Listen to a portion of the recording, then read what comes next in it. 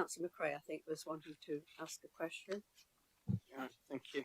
The performance information shows increases in violence with injury, violent knife crime and possession of weapons offences. These are sorts of offences that get a lot of attraction in the media and can fuel fear of crime and a lack of trust and confidence in the police. What strategies are you employing to combat these headline grabbing issues and to provide assurance to communities in Nottingham? And I also think it's a shame that the Nottingham Post always like to run and do these negative stories as much as they can. They ought to go around and look at the good stuff that the youngsters are doing in Nottinghamshire and do a few more stories on that as well.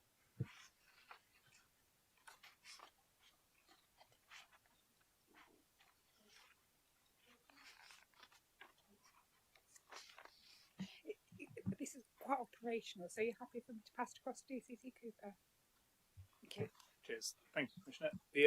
In terms of operations that we're doing to tackle knife crime, we have obviously the Operation GRIP funding and money that we use for high visibility patrols, but targeted stop search style activity. We still have the 2 knife crime teams that deploy actively in the county and the city, as well as obviously supported by some of our other proactive capability.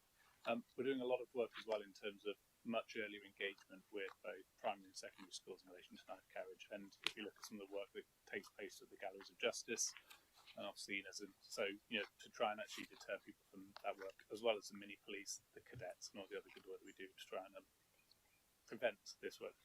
Prevention is definitely the key to this. It's not us finding it.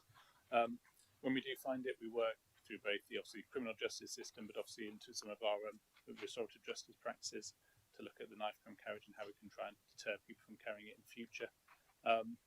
And then moving on to some of the violence related offences. A lot of the violence related offences that we see either relate to domestic abuse, nighttime economy, or sort of drug enabled, if I call it that, but where people have taken obviously Class A drugs. So we do a lot of work in relation to domestic abuse. I know that's been rehearsed here many times before, so I won't go into that too much.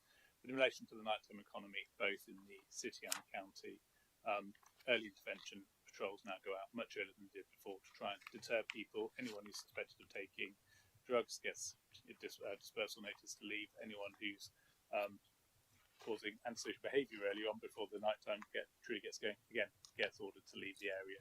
And that early intervention helps to actually police it later on in the day.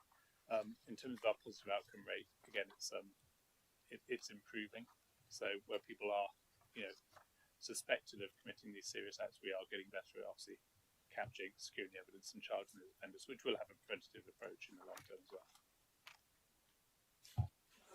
Yeah. You mentioned mini police, and you just give me another question there, because ages ago, and I have said it in here a long time ago, I think it was before you was here, so you get away with that one.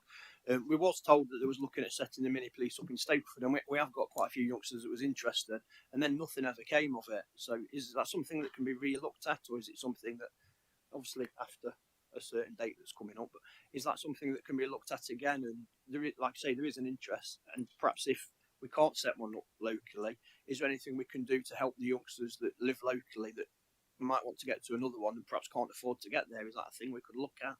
Because I don't think it's fair some of these kids are missing out when they'd really like to do this. Thank you. Yeah. I can ask. Well, I don't know off the top of my head, but I know the people who will know, so I'll ask.